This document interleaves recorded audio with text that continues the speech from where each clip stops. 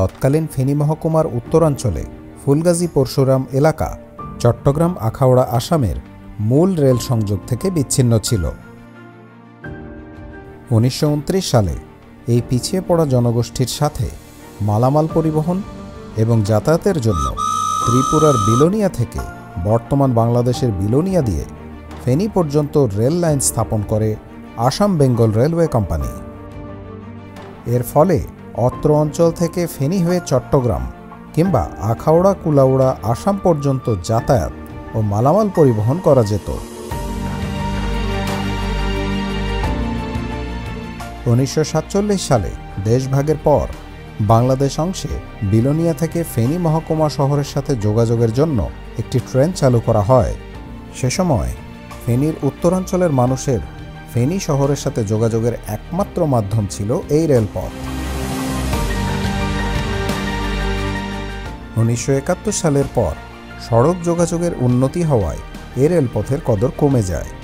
ব্যাপক লোকসানের কারণে 1997 সালের 17 আগস্ট রেল কর্তৃপক্ষ ফেনী বিলোনিয়া রেলপথ বন্ধ ঘোষণা করে।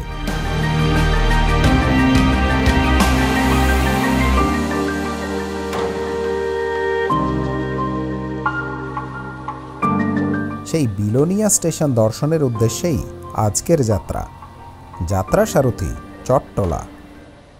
ছোটোখাটো একটি যাত্রা হবে। আপনারা অনেকেই বলেছেন যে চট্টলা এক্সপ্রেসে ভ্রমণ করার জন্য। আজকে চট্টলা এক্সপ্রেসে ভ্রমণ করব, খুব বেশি না, অল্প 3-4টা স্টেশন যাব। এই জন্য একেবারে শুরুর স্টেশন চট্টগ্রামে চলে এসেছি। চট্টগ্রাম থেকেই যাত্রা শুরু হবে। ট্রেন ছেড়ে যাওয়ার সময় এখনও বাকি 15 মিনিট। ট্রেন দাঁড়িয়ে আছে সাদা কোচ নিয়ে,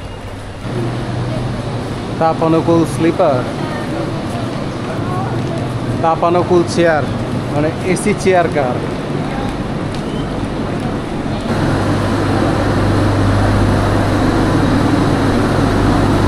এরপরে আছে পাওয়ার কার।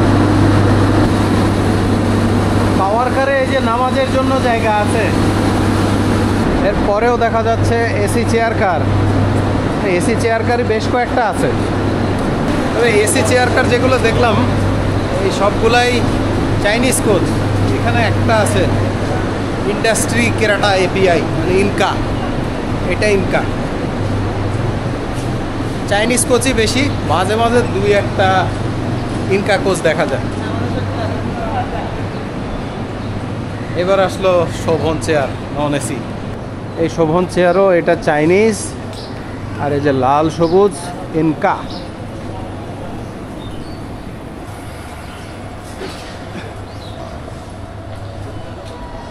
এখানে আবার বিজয় এক্সপ্রেস রাখা।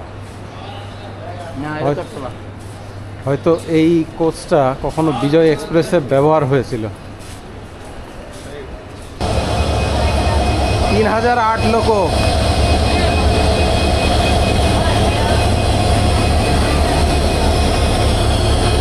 একটা সিঙ্গেল হুইসেল দিল ছোট করে। এটা হচ্ছে সবার ইঞ্জিন গরম করার জন্য, মানে যারা বাইরে আছেন তারা রেডি হয়ে ভিতরে চলে যান।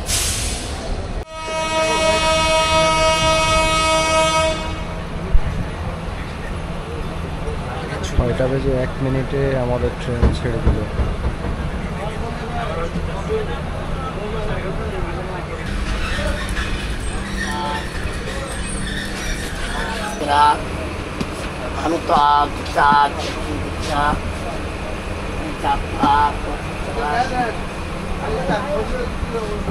এই হচ্ছে অবস্থা। সিটগুলো খুব একটা ভালো না, কতটা আরামদায়ক। আর এই সিটের যে গিয়ারও কাজ করে না।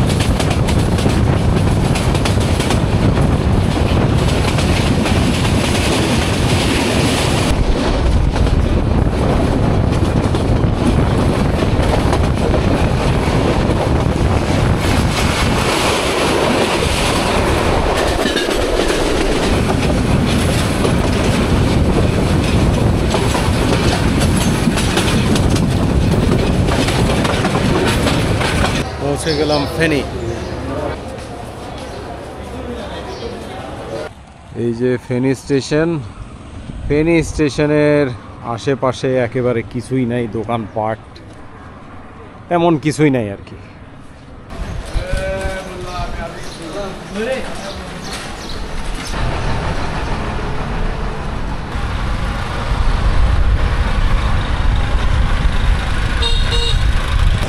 হাসপাতাল মোড় স্টেশন থেকে এই যে হাসপাতাল মোড়ে আসলে এখান থেকে সিএনজি পাওয়া যায় ছাগলনাইয়া যাওয়ার, পরশুরাম যাওয়ার।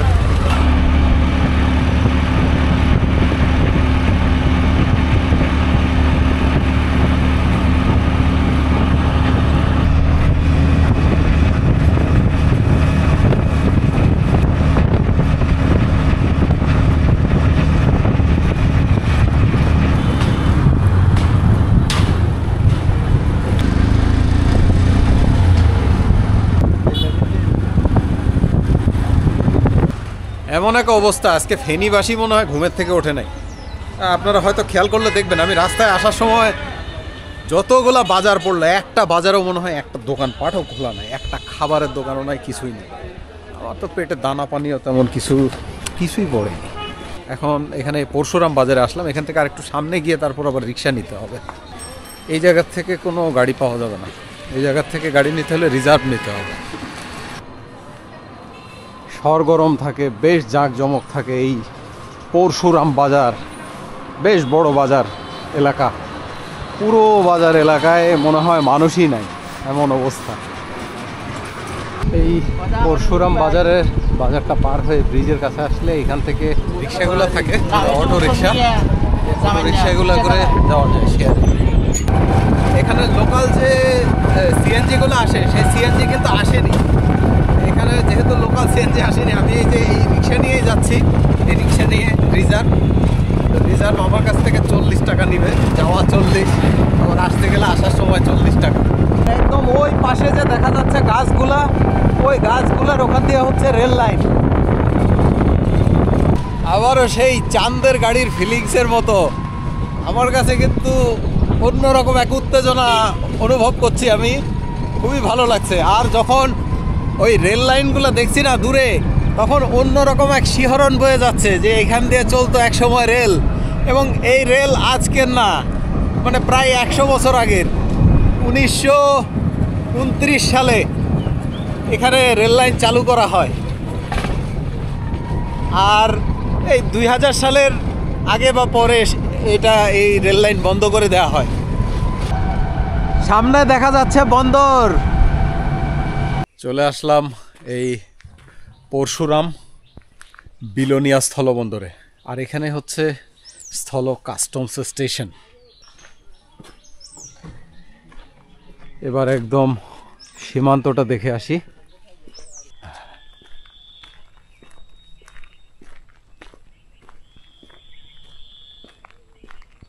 এই হচ্ছে বিলোনিয়া সীমান্ত। মূলত বিলোনিয়া যে এলাকাটা, সেই এলাকাটা শুধু আমাদের এই বাংলাদেশের এখানে যে এলাকা, এই বিলোনিয়াই না, বিলোনিয়া ভারতের ওই পাশেও পড়েছে দেশ ভাগ হওয়ার পরে। তো এই সমগ্র যে এলাকাটা ছিল, এটা হচ্ছে ফেনী মহকুমার, মানে ফেনী তো সেই সময় মহকুমা ছিল, সেই ব্রিটিশ আমলের কথা। তো সেই ফেনী মহকুমার উত্তর দিক ছিল এই বিলোনিয়া এলাকা। তো এই বিলোনিয়া এলাকার থেকে কিছু বাণিজ্যিক স্বার্থও ছিল ব্রিটিশদের, মালামাল পরিবহন এবং মানুষজনের যোগাযোগের জন্য, যাতে তারা আসামের সাথে যোগাযোগ রক্ষা করতে পারে। কারণ আসামের সাথে চট্টগ্রামের রেল যোগাযোগ ছিল, এই যে ফেনীর যে রেল লাইন, অর্থাৎ চট্টগ্রাম ফেনী হয়ে সিলেটের দিকে যে লাইন চলে গেছে, সেই লাইন কিন্তু একেবারে আসাম চলে যেত। তো আসামের সাথে যোগাযোগের জন্যই এইখানে যে লাইনটি তৈরি করা হয়, যাতে আসামের সাথে এই অঞ্চলের সাথে একটি যোগাযোগ স্থাপন হয়। গ্রীষ্মকাল আসতেই একদম গ্রীষ্মের দাবদাহ শুরু হয়ে গেছে। এই অবস্থাতেই এখন আমি এই শেষ মাথায় দাঁড়িয়ে, এটা হচ্ছে বিলোনিয়া সীমান্ত। তো বিলোনিয়া সীমান্তের এই যে আমাদের বাংলাদেশের পতাকা, এবং তারপরে দেখা যাচ্ছে পার্শ্ববর্তী দেশ যাদের সাথে আমাদের সীমানা, ভারতের পতাকা। আর এখানে সর্বদাই পাহারায় থাকে বর্ডার গার্ডস বাংলাদেশ। বিলোনিয়া সীমান্ত দেখা শেষে এখান থেকে চলে যাচ্ছি। এবার সামনেই আছে সেই স্টেশন, কারণ এখান থেকে যে রেল লাইনটা, এই যে আমি আপনাদেরকে যদি এখান দিয়ে দেখাই, এই যে দেখেন এই যে রেল লাইন যে চলে গেছে বিলোনিয়া, আমাদের দেশের স্টেশন হচ্ছে এই দিকে, আর এই দিক থেকে রেল লাইনটা কিন্তু এইভাবে হয়ে সোজা এই যে ভারতের দিক, এই যে ভারতের দিকে কিন্তু রেল লাইন চলে গেছে।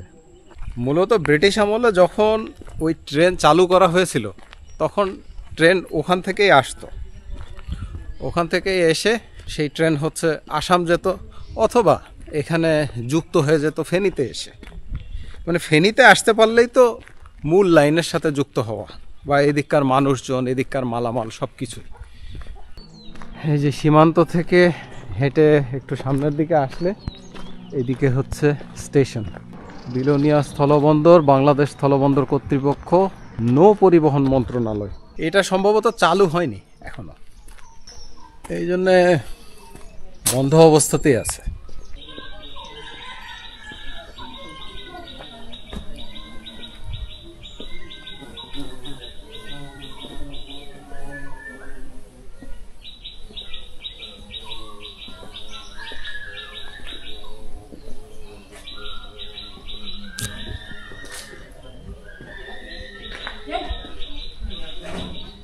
একবার ভেবে দেখেন কেমন লাগবে, মানে এই জায়গায় এক সময় হয়তো কতটা সরগরম ছিল, এখন এখানে কিছুই নেই।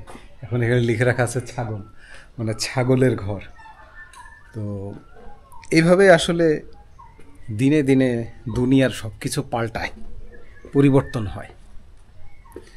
তো সেই পরিবর্তন আমরা এখানে দেখতে পাচ্ছি এই বিলোনিয়া রেলওয়ে স্টেশনে। এই ভবনটাই অবশিষ্ট আছে আর রেল লাইনটা আছে। এই হচ্ছে সেই বিলোনিয়া রেল লাইন, একটু ছুঁয়ে দেখলাম। ক্ষয়প্রাপ্ত হয়েছে, দিনে দিনে তো ক্ষয়প্রাপ্ত হবেই। রেল লাইন কিছু কিছু জায়গায় বেঁকেও গেছে। এই রেল লাইন ধরে এগুলেই চলে যাওয়া যাবে ফেনী। এখানে দেখা যাচ্ছে নাট বল্টুগুলোও আছে, তবে স্লিপার দেখা যাচ্ছে না। স্লিপার সম্ভবত মাটির নিচে চলে গেছে। স্লিপার কি আছে মাটির নিচে? মানে রেল লাইনে স্লিপার নাই কোনো, স্লিপার সব হারাই গেছে। আর এই যে বিলোনিয়া স্টেশনের জন্য এখানে কিন্তু ক্রসিং লাইন, লাইন কয়টা এখানে? এই দুইটা লাইন, মানে ক্রসিং লাইন এই দুইটাই। এটা হচ্ছে আর একটা লাইন, এই দুইটাই লাইন। মানে এখানে ট্রেন আসার পরে ইঞ্জিন শান্টিং করে আবার ফেনীর দিকে চলে যেত। রেল লাইন দেখা শেষে বিদায় নিচ্ছি। হ্যাঁ না, চালু হবার একটা কথা তো শুনছিলাম, তাও ৬-৭ বছর আগে পেপারে আসছিল, কিন্তু পরে আর হয় নাই। এখন রেলওয়ে চাইলে কিন্তু পারে, কারণ এখন জনসংখ্যা আমাদের দেশে তো অনেক, এইখানেও তো অনেক জনগণ আছে, মানুষজন আছে। ট্রেন যদি চালু করে মানুষ কিন্তু চলবেই। লোকাল ট্রেন চালু করতে হবে। এখানে একটা লোকাল ট্রেন চালু করলে দিনের মধ্যে খালি 10 বার আসবে, 10 বার যাবে, মানুষজন এখান থেকে ফেনী যাতায়াত করবে। আর এখানে যে যখন রেল লাইন চলতো তখন 9টা বা 10টা এরকম স্টেশন কিন্তু ছিল। তো আজকে এ পর্যন্তই, আজকে এখান থেকে দেখে বিদায় নিচ্ছি। তবে রেলওয়ে যদি এখানে আবারও লাইন চালু করে, চালু করলে তাদের জন্য লাভজনকই হবে। আর তাদের জন্য লাভজনক হোক বা না হোক, এখানে মানুষের উপকার হবে।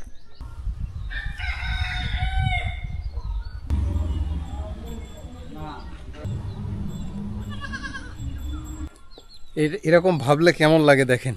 হয়তো এখান দিয়েই যখন স্টেশন চালু ছিল তখন মানুষজন টিকিট নিত, আর এখানে আসতো ট্রেন, হইচই লেগে যেত ট্রেন আসলে।